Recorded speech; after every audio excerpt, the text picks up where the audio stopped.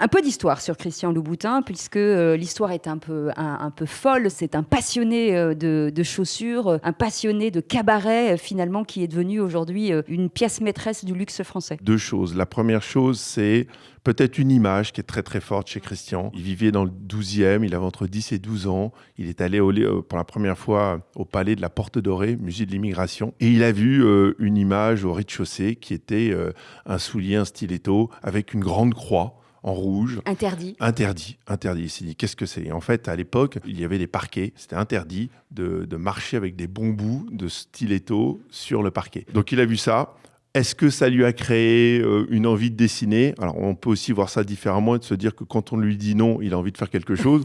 En tout cas, ça a été certainement au départ une genèse. La deuxième chose, le cabaret. C'était ses années au Palace, où il a commencé quand il était jeune. Et de là est née cette envie du burlesque, avec beaucoup d'animation, des shows, une collaboration avec le Crazy Horse. On fait aussi toute la scénographie du Bal de la Rose. Voilà. Donc, tout ce qui est cabaret est dans l'esprit de la maison et de Christian.